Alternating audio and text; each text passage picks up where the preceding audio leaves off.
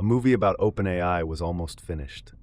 It had a famous director, a serious cast, a powerful studio behind it, and a story Hollywood usually loves. A brilliant founder, a boardroom coup, a public meltdown, a comeback, and a company sitting at the center of the most important technology race on Earth. Then Amazon walked away. Not because the story was too small, not because artificial intelligence suddenly stopped being news.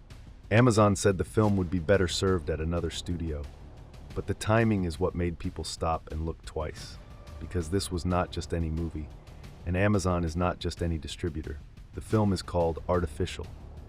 It is Luca Guadagnino's dramatization of the chaos inside OpenAI when Sam Altman was fired, then brought back, in one of the strangest tech power struggles of the decade. Reports say Andrew Garfield plays Altman, and Ike Barinholtz plays Elon Musk. A few days after Amazon stepped away, the film found a new home at Neon. So the story did not disappear. It got louder. And that is the part worth paying attention to. Because this is no longer just a movie industry story. It is a story about who gets to tell the story of artificial intelligence.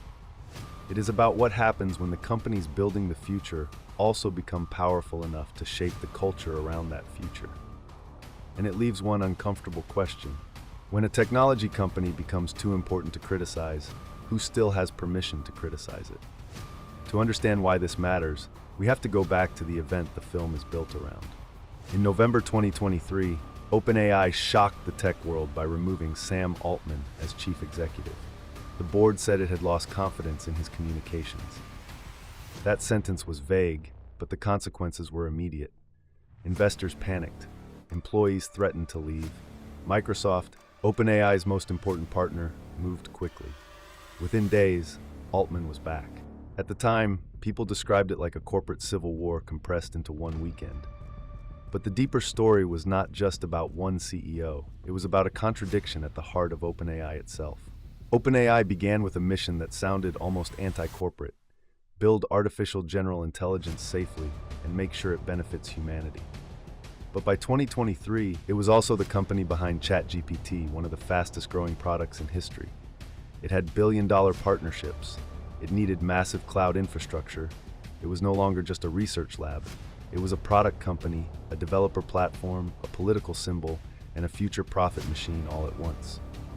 So when the board tried to remove Altman, the real question was simple: who actually controls frontier AI? The mission? The board? The investors? The employees? Microsoft? The government? Or the person who can keep the whole machine moving?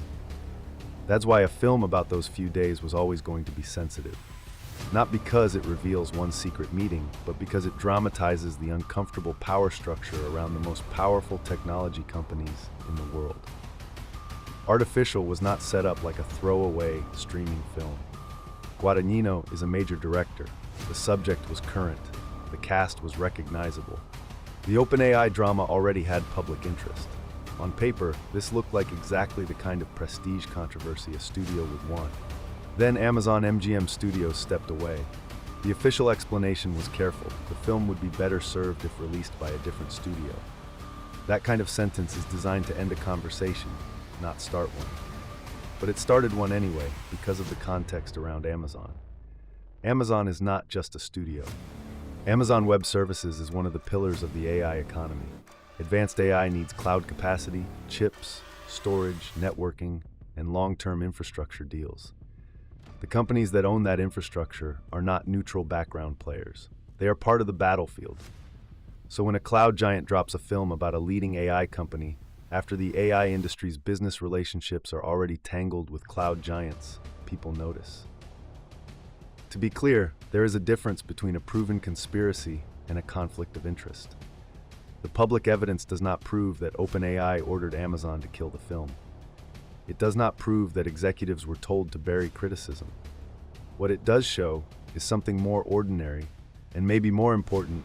In the age of AI, business relationships can create quiet pressure without anyone needing to send a dramatic email. That is how power usually works.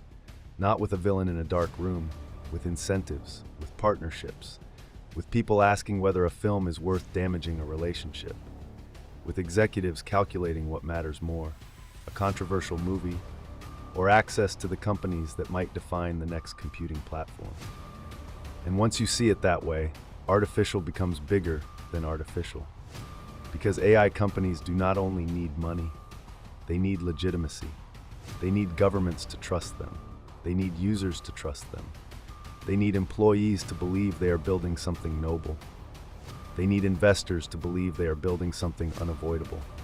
And they need the public story to stay just clean enough that the future feels exciting instead of terrifying. Culture is part of that. Movies, documentaries, podcasts, interviews, profiles, award campaigns, and conference stages all shape how the public understands technology. A company can publish safety papers and model cards, but most people do not read those. They understand AI through stories, genius founders, dangerous machines, miracle products, job fears, and boardroom mythology. So a movie that portrays the OpenAI crisis in an unflattering way is not just entertainment. It is a challenge to the myth. The myth says frontier AI is guided by serious adults who understand the stakes. The OpenAI crisis suggested something messier. Board politics, personality conflicts, commercial pressure, employee revolt, investor panic, and a governance structure that seemed to collapse at the exact moment it was supposed to matter most. That is hard to fit into a clean narrative about responsible innovation. And this is where the story gets uncomfortable for everyone. If the film is unfair, the public should be allowed to see it and judge it. If it is exaggerated, people can criticize it. If it is brilliant, people can praise it. Art is allowed to be messy. But when a film appears to be pushed away by a company with overlapping business interests, even if the official reason is harmless, the public reads it differently. The attempted soft exit becomes the story. The quiet decision creates more attention than a normal release might have. That is the Streisand effect. The more something looks suppressed, the more people want to know what is inside it. Neon understood that. Neon has built a reputation on films that feel sharper, riskier, and more culturally alive than standard studio releases. By acquiring Artificial after Amazon dropped it, Neon did not just buy a movie. It bought a narrative, the film big tech did not want to release. That narrative is powerful because it gives audiences a reason to care before they have seen a single frame. Now the marketing almost writes itself. A film about OpenAI was dropped by Amazon, then an indie distributor picked it up. Now the question is not only whether Artificial is good, the question is, what made it so difficult to release in the first place? That is exactly the kind of question deep context is built for. Because the real issue is not whether one studio made one decision. The real issue is how much of the AI story is already being filtered through companies that have something to lose. Look at the broader pattern. AI labs sponsor research. They fund policy groups. They hire former government officials. They sign cloud deals. They partner with media companies. They make licensing agreements with publishers. They appear at global summits next to heads of state. They warn about existential risk, then raise more money to build even larger systems. That does not mean every action is corrupt. It means the line between safety, strategy, and self-protection is getting harder to see. That is the lesson for big tech. In an age of low trust, control often looks like guilt. The safer move can become the riskier move. Trying to avoid controversy can manufacture controversy, and the attempt to step away from a story can hand that story to someone else with a much sharper marketing angle. Neon now has that angle. The public now has a reason to watch, and OpenAI, whether it wanted this or not, now has another cultural event attached to its name. The bigger lesson is for us. We should not outsource the story of AI to the companies building it. We should separate evidence from rumor. We should avoid turning every corporate decision into a conspiracy. But we should also be honest about power. The AI industry is not just inventing tools. It is building infrastructure for how society thinks, works, writes, searches, learns, and makes decisions. That kind of power deserves uncomfortable stories. It deserves films that executives may dislike. It deserves journalism that does not depend on access. It deserves criticism that is not softened by partnership agreements. If Artificial turns out to be unfair, people can say so. If it turns out to be brilliant, people can say that too. But the public should get to see it.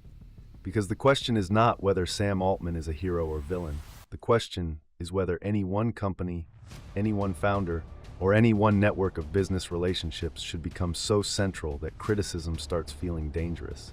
A movie was dropped, another distributor picked it up, the controversy grew, and suddenly a drama about a boardroom crisis became a live demonstration of the very thing it was supposed to examine: power, narrative, and who controls the future. The OpenAI movie did not disappear. It became evidence,